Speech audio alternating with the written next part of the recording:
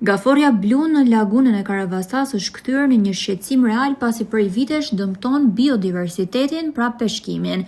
Shoqata e biologëve të Shqipërisë në bashkëpunim me administratën e zonave të mbrojtura të qarkut Fier, Divja Karavasa, të mbështetur edhe nga organizmat e Bashkimit Evropian, kanë organizuar në pyllin e Divjakës një panajër kulinarie me sloganin "Konsumi gaforrës blu mbron lagunën dhe ngjalljen europiane".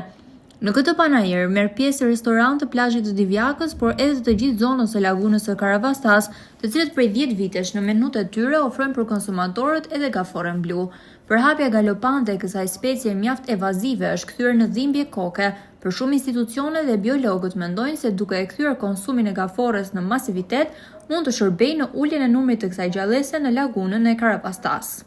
Vitet e fundit kemi një produkt siç është gaforja. Gaforja blu është një specie invazive në zonën e lagunës, e cila është bërë shqetësuese për banorët, pasi kemi një përqindje shtimi të saj dhe po krijon probleme tek peshkatarët, dhe duke u mbledhur, duke u përpjekur ta promovojmë, do ndihmojmë që të ulim këtë specie e cila le të themi ka pushtuar komplet zonën e Karavastas, por jo vetëm, e gjejmë edhe në vende të tjera të zonës, siç është deti Adriatik dhe deti Vlorës. Të njëjtat le të themi forma po ndjekin edhe shtetet fqinj, duke qenë se është një produkt i cili është gjendur masivisht në vitet e fundit në mesde, dhe po le të themi po shkatron balancën edhe të specieve të tjera. Dhe për këtë arsye gaforja blu është quajtur një produkt invaziv, për sa i përket shumimit të shpejt që ka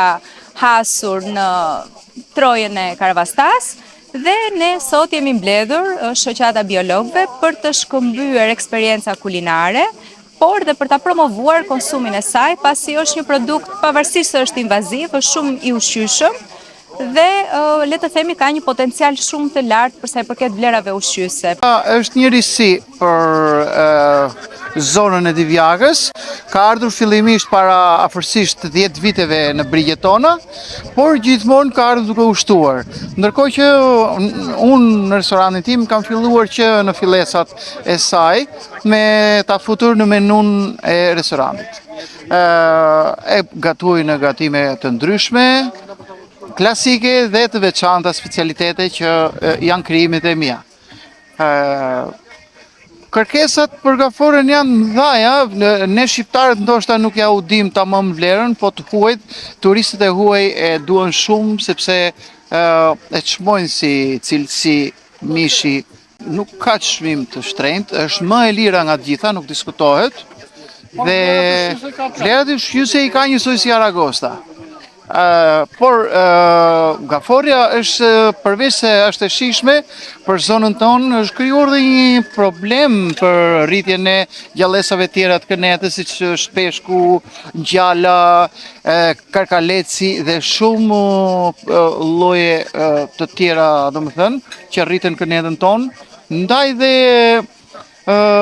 duhet ta konsumojmë sa më shumë që ta zbrazim kënetën nga ky, mund të themi dhe parazit i kënetës. E përgatisim prej 10 vitesh në restorantin ton, kur gatojmë gaforën me të shuar me verë, gaforën me salcë, gaforën me perime, gaforën me jufka dhe gaforën me oriz.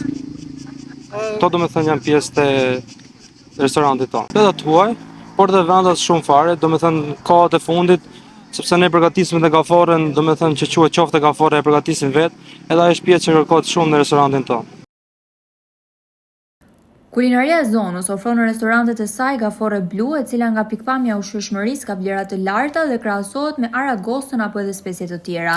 Shef Klodi Hila shpreh se në restorantin e tij janë shtuar kërkesat për gafore jo vetëm nga vendasit, por edhe nga vizitorët e huaj. Po kështu edhe një tjetër shef kuzhine shpreh se gaforja blu është shumë e ushqyeshme dhe me çmime konkurruese, duke i përgatitur në disa mënyra. Gaforja blu sulmon gjallësat e lagunës dhe shtohet me ritme tepër të larta, por deri më sot tregtimi i saj nga peshkatarët e zonës nuk ka gjetur treg, pavarësisht vlerave të larta ushqimore.